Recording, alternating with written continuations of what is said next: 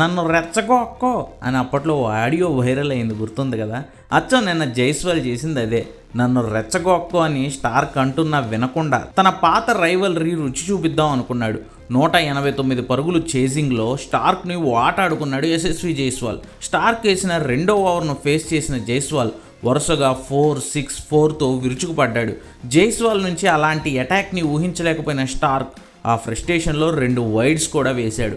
వీళ్ళిద్దరు గొడవ ఇప్పుడు కాదు, మొన్న ఆస్ట్రేలియాతో టెస్ట్ సిరీస్ అప్పుడు మొదలైంది. బార్డర్ గవాస్కర్ ట్రోఫీ సిరీస్లో బౌలింగ్ చేస్తున్న స్టార్క్ని ఆ వేగం సరిపోవట్లేదని చాలా స్లోగా వేస్తున్నావు అంటూ రెచ్చగొట్టాడు అప్పట్లో జైస్వాల్. ఆ తర్వాత స్టార్క్ కూడా జైస్వాల్ వికెట్స్ తీసేళ్ళండి, అది వేరే విషయం. అలా మొదలైన ఈ క్యూట్ రైవల్రీ నిన్న కూడా కొనసాగింది.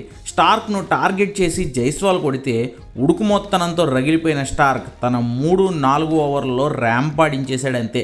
చాలా ఈజీ మ్యాచ్. రాజస్థాన్ చేతుల్లోకి వెళ్ళిపోయిన మ్యాచ్ని తన రివర్స్ స్వింగ్ టాలెంట్తో తిరిగి ఢిల్లీ చేతుల్లోకి లాక్కొచ్చేశాడు. తన 3వ ఓవర్లో 8 పరుగులు మాత్రమే ఇచ్చి ఓ వికెట్, తన చివరి ఓవర్లో 8 పరుగులు మాత్రమే ఇచ్చి మరో వికెట్ తీసినాడు స్టార్క్.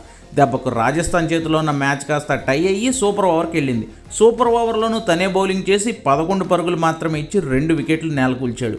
ఇదే జైస్వాల్ని రన్అట్ కూడా చేసి యువర్ రన్నింగ్ టూ స్లో అన్నట్టు ఓ లుక్ కూడా ఇచ్చాడు స్టార్క్. అలా రాజస్థాన్ని ప్రతి దశలోనూ అడ్డుకుని 35 ఏళ్ల వయసులో రివర్స్ స్వింగ్ బౌలింగ్తో జోరు చూపిస్తూ జైస్వాల్ మీద ఇండైరెక్ట్గా డైరెక్ట్గానే కసి తీర్చుకున్నాడు స్టార్క్. జైస్వాల్ రెచ్చగొక్కితే స్టార్క్ ఇలా చావు దెబ్బ తీశాడనమాట.